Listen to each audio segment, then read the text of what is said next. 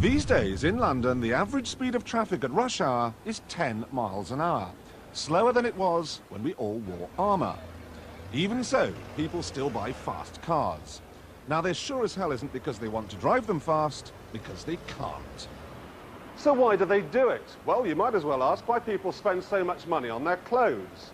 Well, look at it this way. The car has become like a clothes show in metal. If you're spending most of your life incarcerated in a traffic jam, the only clue passers-by have about what sort of person you are comes from the car you're driving. I mean, go on, if you see a car parked at the side of the road, you've usually got a pretty good idea about what sort of person left it there. Flash car, flash person. Boring family saloon, beige slacks and a woolly pulley. You can't judge a book by its cover? Oh yeah? Who says?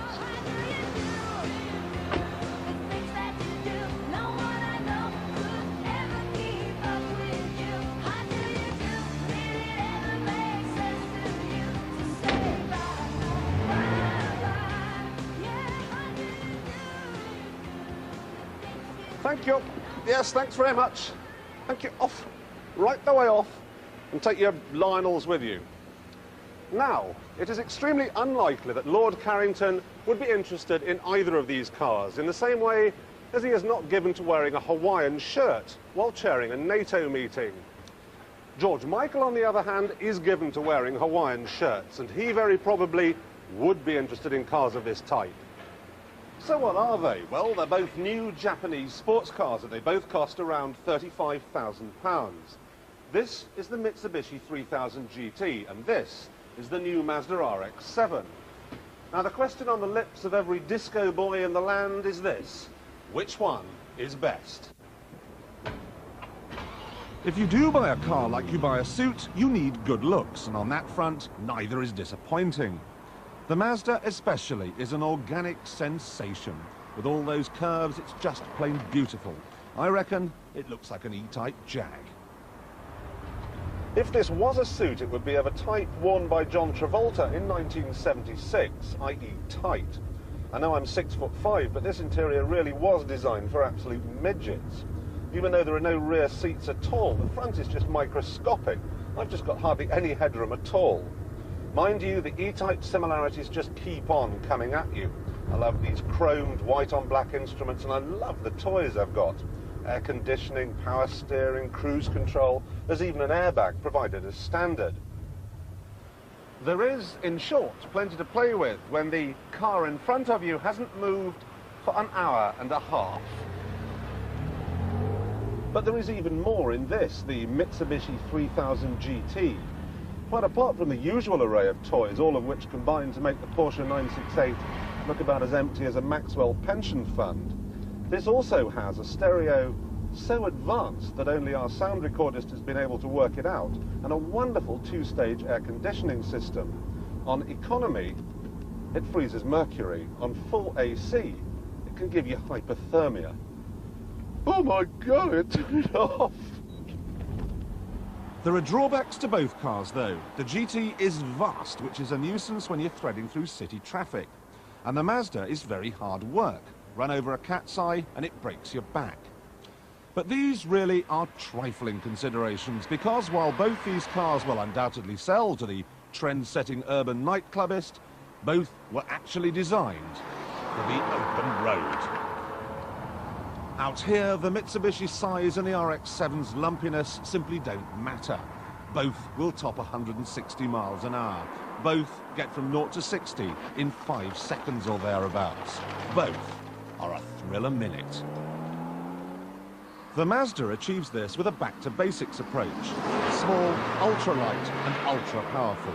It's a point-and-squirt car, this. Simple, straightforward and great fun.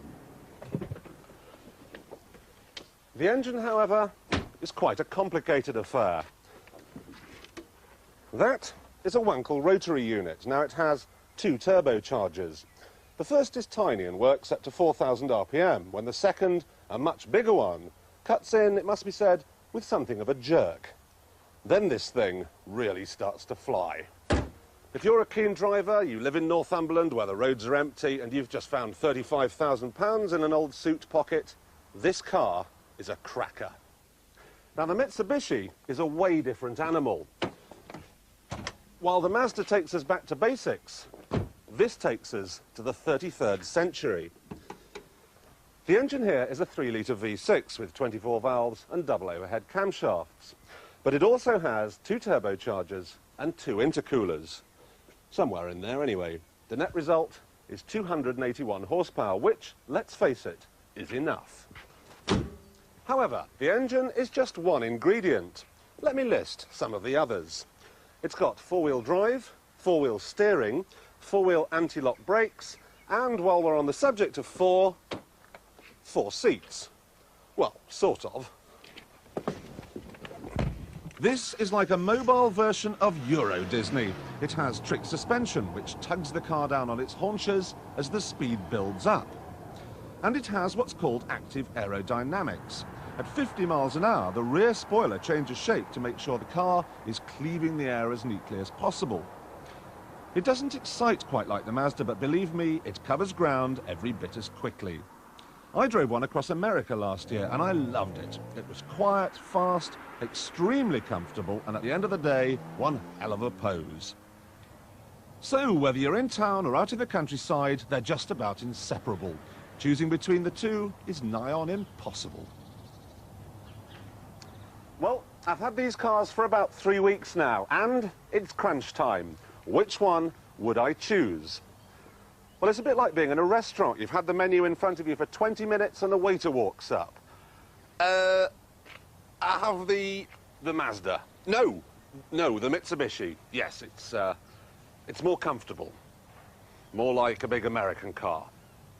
Definitely the Mitsubishi. Probably definitely. But once I'd paid the bill, I know I'd end up thinking, I should have gone to a different restaurant altogether. Then I could have had one of these. The Jaguar XJS is £2,000 cheaper and a little bit more English country gentleman. A little less Nutters all-night disco boy. Know what I mean?